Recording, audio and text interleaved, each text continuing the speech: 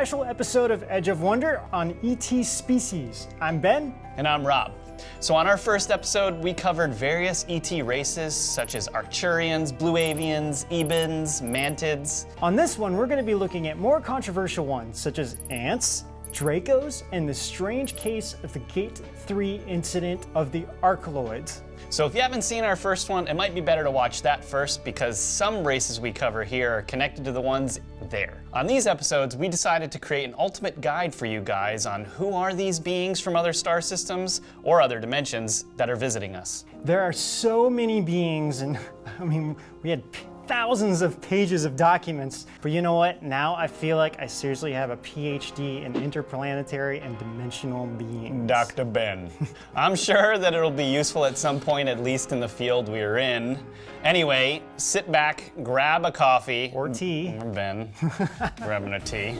And join us on our second intergalactic journey through the most notable alien races in the galaxy. On to our first species. Jules, take it away.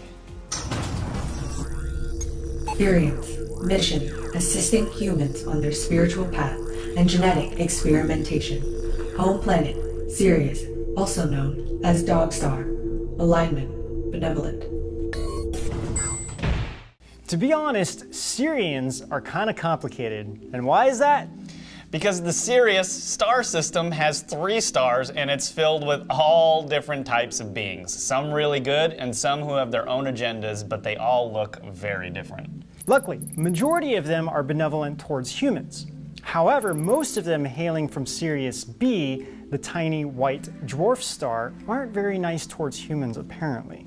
Word on the street is that the culture from these beings have made their way into our society over the 5 million year history that they've been coming to this planet. Most of which was seen in Atlantis during the last civilization. This is the stuff we've all heard about, such like crystal healing and auras and something called subtle bodies, which has something to do with the healing of different parts of the consciousness, which make up different parts of our physical body. Now the type of Sirian that I've drawn here aren't the dark ones from the garbage bin working with the Dracos responsible for the most terrifying abductions of all time. They're the positive beings. And reportedly, these have more of an advanced disposition of compassion and selflessness. They apparently have a larger brain with an extra lobe that allows them much more supernormal abilities, including telepathy and advanced sight.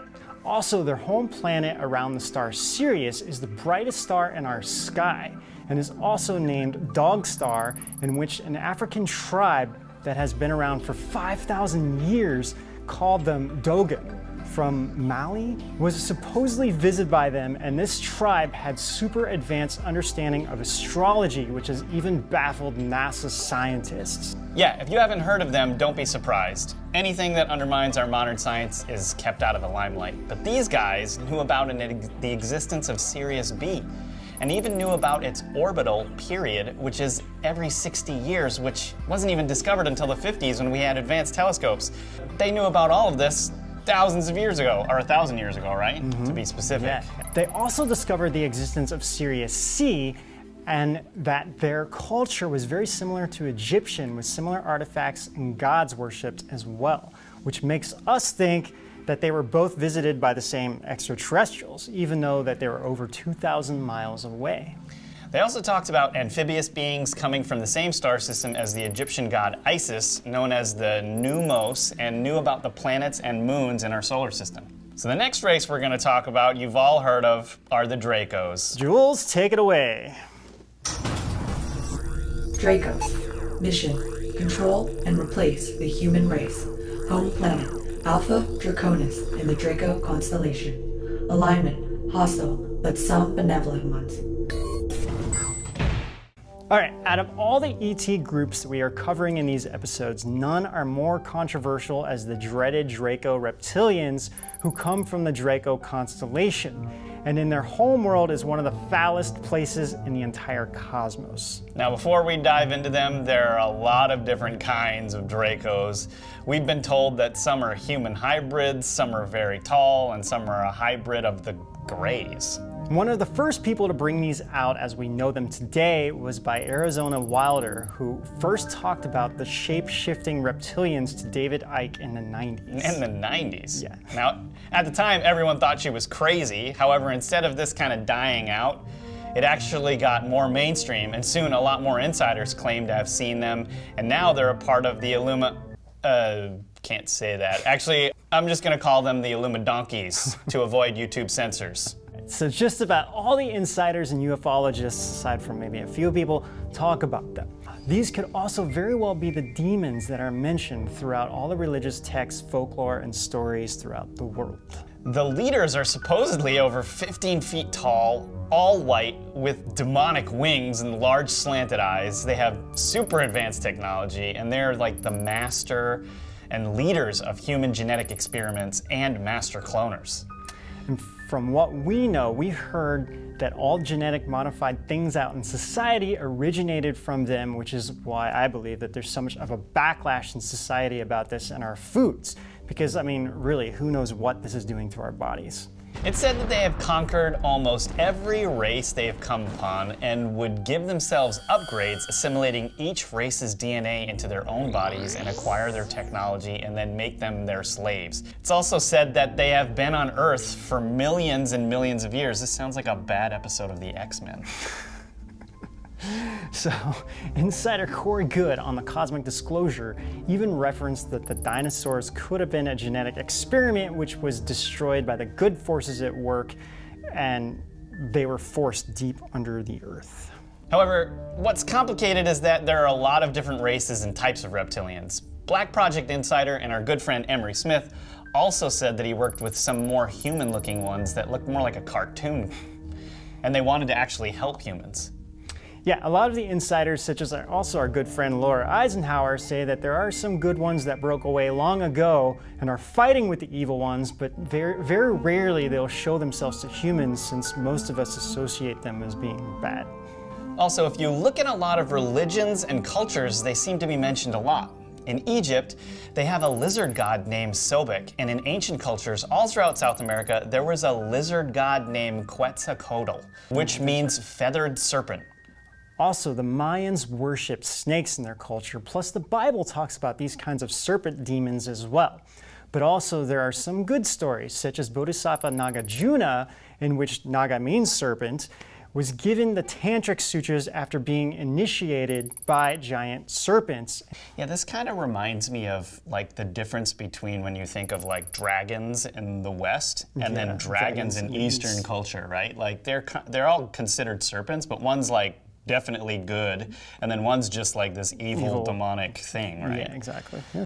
Man, there's so much to cover with these guys that we may need to do a separate episode on them and how they're connected to the Donkeys. Yeah. Yeah, and how they're actually a part of this original bloodline, and how they supposedly over the years and years got humans to mix races, which according to them makes us impure. But look guys, I know all of this can sound super crazy, so just take it all lightly and just remember to be compassionate to each other and always carry your lizard blocker. Carry what? Your lizard blocker, Rob. Did you Photoshop that? Hey, that's pretty good. No lizards are gonna mess with us with that thing.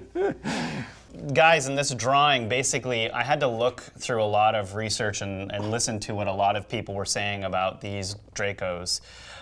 Corey Goods talks a lot about them, different people that have seen them, and what I did is I basically made a compilation of all of those things and put them into the drawing, so that's what you're seeing right here. And on a side note, many of these insiders and people like Corey Good and EdgeofWonder say that the leader of the Draco is a 15-foot albino with wings who goes by the name Pendar. You can't make this stuff. This sounds like a bad comic book.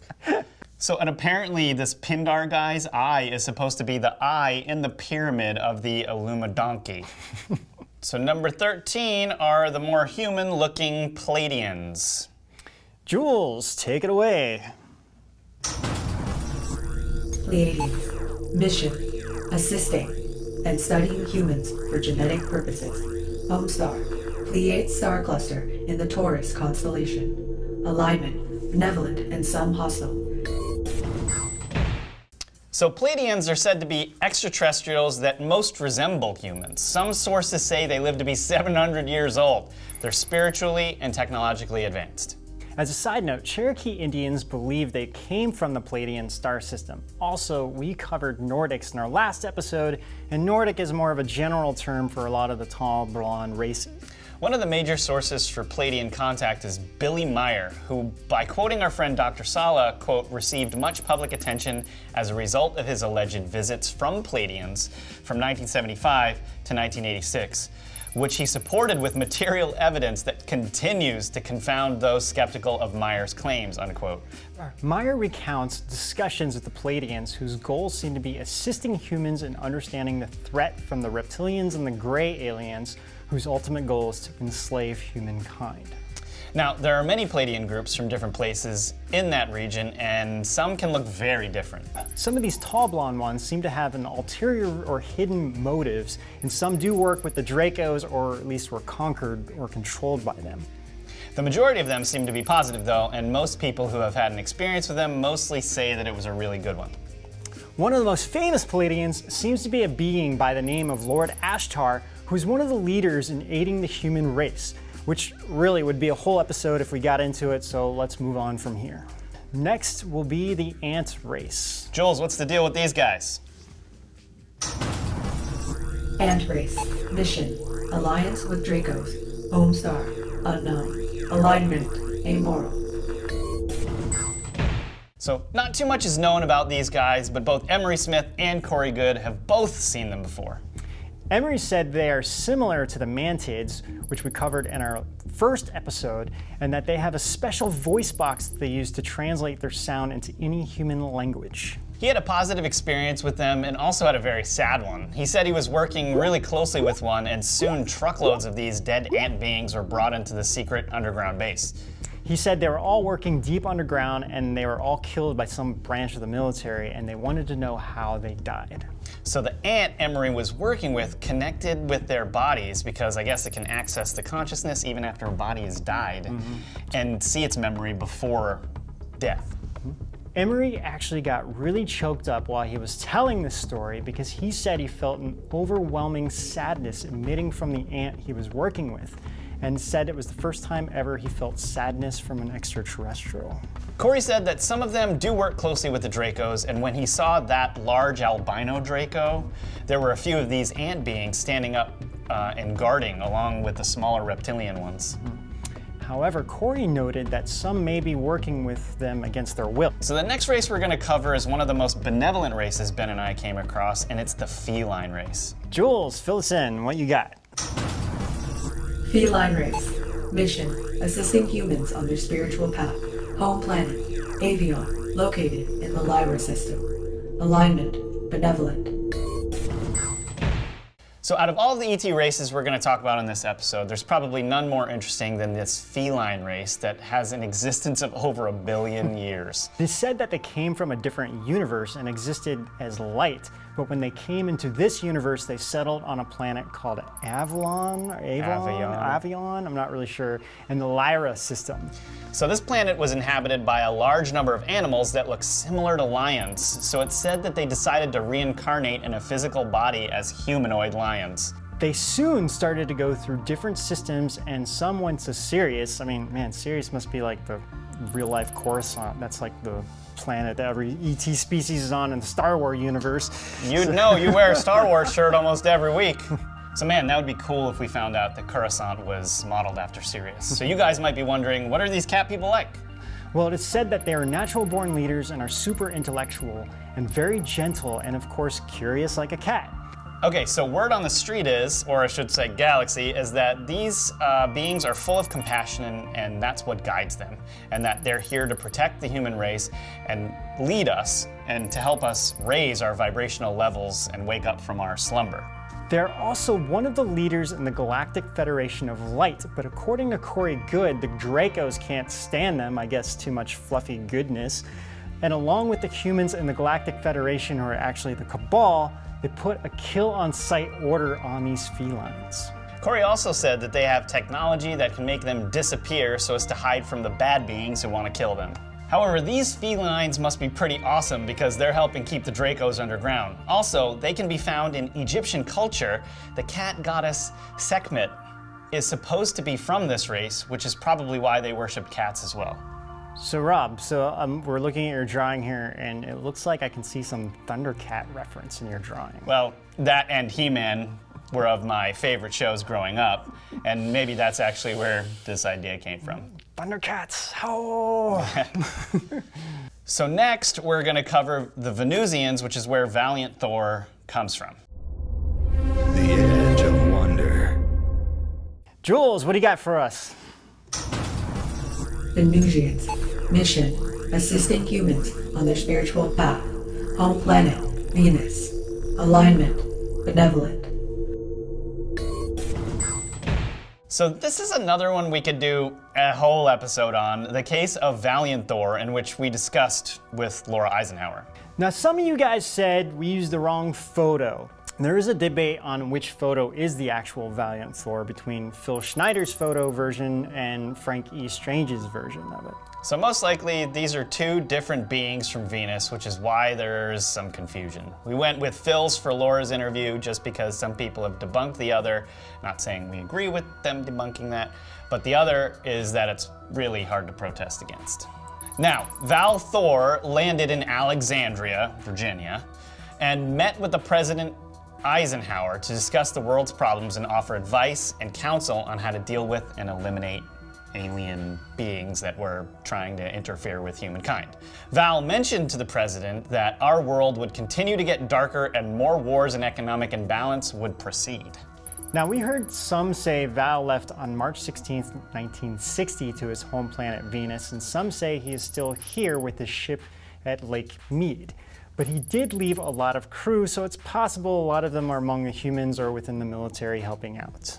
He said that his people lived underground on Venus and that many people dwelled underground in many planets throughout the universe. He also mentioned that aliens would be coming here in droves who would help with the Earth's avalanche of issues. He also said that a distant group of beings from a planetary system would be coming to give aid and data to help the progress of Earth. Val also spoke of Christ's presence in the universe and that it was heartwarming to see his teachings continue. I mean, I'm sure you can say the same thing of Buddha as well. Yeah, didn't we read something that said that some extraterrestrial races said they thought Buddha was the greatest scientist the world's ever seen? I did see that. I don't remember exactly where I saw that, but I did see that somewhere. I forget who said it, but I did hear it somewhere, and it was funny that they used the word scientist to describe him, right? All right, and now to our next one, which are called Oranges. Jules, tell us about them. Oranges. Mission: assisting humans on their spiritual path. Home planet: Barnard Star in the constellation of Ophiuchus. Alignment: benevolent. So not too much are known about these guys, but they were made famous by Boyd Bushman, a former aerospace engineer at Lockheed Martin who had photos that he presented on his deathbed in around 2014. Many people are discrediting him because these photos he has looks like an exact image of an alien toy that's sold in Kmart that was produced before he went public with the images. However, insider Corey Good said that the Cabal will do this kind of stuff if they know something like this is going to come out to the public. So the powers that be would get a company to start manufacturing this. This is why when something like this happens, people wouldn't believe them. But think about it. He said this on his deathbed, and honestly, if you watch or read his interviews, this guy actually explains the technology he was designing and how anti-gravity works with very sophisticated magnets. Yeah, but back to these Oranges, Corey said that they normally never show themselves and are actually a bright orange in color, hence the name, and that when they die, they turn more brown, which is what we're seeing in these photos that he had. Corey also said that they usually stay in their dimension but watch us very closely, and when someone needs help on a spiritual level, they will send telepathic messages to assist this person. Thanks, Oranges. Really, though, we could do something on just Boyd Bushman and this whole thing and on an investigation and all this stuff that he was working on, but... For now, we kind of need to keep moving forward. Yep. So next, we're going to go into an alien being that I like to call a cross between gray aliens and the Wicked Witch of the West, the Archaloids. All right, Jules, what do you got for us? Archeoloid. Mission controlled by the Ebens. Home planet Quantel in Orion. Alignment some benevolent and some hostile. So in our last episode, we went into detail about a group of extraterrestrials called the Ebens, who was the feature of Steven Spielberg's Close Encounter and was part of a top secret exchange program called Project Serpco, and reportedly also the main alien in E.T. So make sure you watch that one before you go into this one. Also, we talked about how there was a high-level conversation with President Reagan and one of his advisors about these ET races, and the first time that these archeoloids first were brought up. So according to the Project Serpo documents, these beings are described as similar to big-nosed greys. They're about 5'6", gray or tan beings with large black-yellow eyes, vertical pupils and mushroom-like heads with 4 fingers and a very long beak nose. They were actually genetically engineered by the Ebens and were given to the US government for observation and examination by the Ebens. It also says that the Ebens cloned them from 2 different species, and these were a little more primitive and used more as like slaves and had a brain chip that they call it that could be controlled using a little black box. So there's a very bizarre story called the Gate 3 incident that took place at Area 51, in which one of these beings had left a secure vault and was on foot in the open area outside of the Groom Lake complex.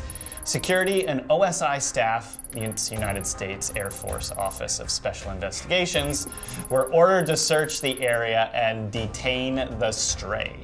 The interesting thing is how this story is so detailed. It even says that there was a mixture of private security and military security for the complex with an outside company called Wackenhut Corp, which is now called G4S Secure Solutions. They were all searching around the complex when one of the OSI staff noticed that a guard from the Wackenhut Corp wasn't there. So the OSI staff went over to where the guard should be and found, okay, this is kind of a bit crazy, but they found the interior of the gate was blood splattered and only small pieces of human body parts were left on the ground. Dude, can you imagine having to figure out a way to explain this to that family? It's like, yeah, man, I'm sorry, your husband was vaporized with a nozzler. Anyway, so to make a long story short, the agent went looking for the being, and somehow there was a standoff, and he ended up shooting him 2 times. They brought it in to treat it, but since the humans had no idea of the body physiology, he only lived for a year or so after, which is kind of amazing if he was shot twice. The entire incident was even investigated by the FBI and the Air Force Office of Special Investigation, which is probably how this report is so thorough and was leaked. And also an indicator of, I mean, that report is so thorough. Like, how do you make something like that? Yeah, I mean, why would you waste the time to make something like that? And that was only like a part of it. Yeah. I mean, it was still kind of long. It was crazy. Okay, so the next group that we're going to talk about are known as 2 things, either Telosians or the Lemurians. Jules, so tell us about them. Telosians, aka Lemurians. Mission protect and help the human race. Home star, Lemuria and Inner Earth. Alignment, benevolent. Some are saying the North Pole or the Arctic disappeared from Google Maps. Either the cause of it was some climate change or it's a Mandela effect. However, the real reason is that the data is missing from the Google Maps. So the question is, what are they hiding? So Ben, are you trying to say that Google Maps is actually hiding the real location of Santa's palace to keep this a secret? Yeah, that's exactly what I'm talking about. Ladies and gentlemen, Santa Claus is ready. Get this? An alien. No, not really. Okay, so let's get to the real reason here. There could be ancient Earth beings who lived on an Atlantis-type continent called Lemuria, which is basically very similar to what Rivendell looks like in The Lord of the Rings. But something happened and they went deep in the inner Earth, and using their psychotronic technologies involving crystals and highly developed mental abilities, they are able to create a new home inside the Earth. Some say that under Mount Shasta in Northern California, it's a home to this race, and that could explain the reason why so many people have had supernatural experiences being near that mountain. So there's a very famous encounter with Admiral Richard E. Byrd at the Arctic in the late 40s, in which he logged and documented in great detail. He wanted to make this public but was forced not to say anything, and using his own words, he said, completely against my values of moral right. So this thing is very long, but we'll try to keep it somewhat shorter. They're flying over the North Pole region when their instruments start to go haywire. They see mountains and snow, but soon they start to see a valley with small river and green everywhere. He says the light is different and they can't see the sun. They see a very large animal below them, and he realizes that it's a mammoth, as he next sees rolling hills and then sees a large shimmering city pulsating with rainbows of hues of different colors. Soon a large disc-shaped craft appears before them. They hear a voice over the radio saying everything's going to be okay and they're in good hands. So they land their plane, and he's greeted by a tall, very beautiful blonde woman. She introduces him to their master, and he tells the admiral that he's been summoned there because he's well known on the surface world.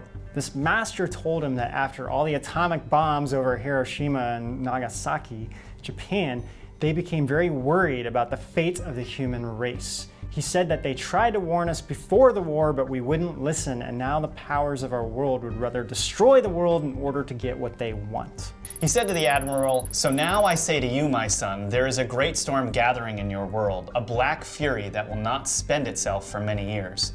There will be no answer in your arms, there will be no safety in your science. Your recent war was only a prelude of what is yet to come for your race." The admiral asked what he should do. This master tells him that let everyone in the surface world hear these words, and later tells him that when the time arrives, we shall come forward again to revive your culture and your race. Now, why didn't we hear about this before? Well, blame it on his superiors, who in his own words, "I am placed under strict control via the national security provisions of the United States of America. I am ordered to remain silent in regard to all of that I have learned on the behalf of humanity. Incredible." He wrote this and signed it before he died, and the last thing he said was, "Just as the long night of the Arctic ends, the brilliant sunshine of truth shall come again, and those who are of darkness shall fall on its light, for I have seen that land beyond the pole, that center of the great unknown." Beautiful. Interesting. All right, so this one's very interesting, the Aquafarians. So yeah, next we're on to the Aquafarians, which sound exactly what they're like, water-type beings. Jules, hit us with the last one. Aquafarians. Mission. Help the human race. Some want human DNA experimentation. Home star. Pleiades star cluster and the Taurus constellation. Some currently reside within Earth's ocean. Alignment. Some benevolent and some hostile. So this is more of an umbrella term for aqueous beings that hail from the Pleiadian system. They started in Pleiades, and of course, like all beings, seem to migrate to Sirius, or at least some of them did. So here's the interesting thing. We mentioned the South African tribe called Dogon, and they have a name for these mermaid-type creatures called Nomo. It seems like these beings came here long ago and decided to make Earth their home. So this would also explain all these myths and legends of how maybe mermaids came about. I mean, we covered a lot of these in our second episode ever about mermaids, but at the time, I mean, I didn't even think to relate it to ETs at the time. We weren't as deep in this as we are now. Also, there's been secret reports of naval sightings of underwater city-type places that you can supposedly see in Google Maps. We could do a whole episode on that. We could. We can do a lot of episodes. Yeah, on this let us episode. know if you want us to. Plus, all throughout Japanese culture, they talk about these beings and even have bones on display of some of them. So, okay, let's get into what these are like. So some can look like fish from the waist down and human waist up, and vice versa, or like a human eel. Emery Smith said some can look like dolphins, which is what I drew here, with large mouths that go all the way up to the ears and lips like a grouper fish. Some of these beings in particular communicate through telepathic waves and through frequencies, similar to whales. But Emery said that it's very painfully slow to talk to us. And these dolphins in particular, their brains are 3 times larger than ours, and they speak about 10 chirps a second. Some can also look like manatees, which are pretty obese and have these little hands that they can't use, but they are very strong and funny looking and can be almost like 8 feet tall. They also have really short, stubby legs. Emery did say that these manatees are very wise, but I mean, they also know that they're very wise. But he said the coolest part is that they have these super deep voices, which are just amazing to hear, and you can't imitate them no matter what you try to do. Corey Good did say that there are some scarier type ones that do live in our oceans and conduct their own genetic programs, and if you happen to be around these, they'll actually grab you and pull you into the water. Apparently, they're not fond of humans. Well, guys, these are some really intense episodes that we covered, and you guys probably have a lot of questions, so we could do a live Q&A about this in the future, especially about these genetic programs. Also, guys, we're coming out with a whole book of these alien species that you're going to be able to download off of our website that's going live very soon, so keep an eye out for that. And don't forget to hit like or subscribe, please. We can really use your support, and remember to hit that notification bell. So yeah, when we were at Contact in the Desert, Emery was talking about humans are actually the rock stars of the universe. We have some kind of like clean DNA, and I mean, if you really look at it from a divine perspective, we were created by the divine, so that would be why these alien beings are probably visiting us so much. Yeah, and I mean, I completely agree, and I think that, you know, I think humans, all these other ET races are so fascinated by us because it's like, we are capable of so much. I think greater than all of the other ones combined, but it's just that we're being really restricted here, and then I think the bad ones are afraid of what we're actually capable of, and so they've been, you know, everyone's been trying to suppress us, but I think if we truly knew our potential, all of them would be looking up to us. And also remember to treasure yourself, because all the beings in the cosmos seem to as well. So anyway, guys, what did you think about our episode on alien races? We want to know what you guys think. Please comment below. Until then, we will see you guys out on the edge.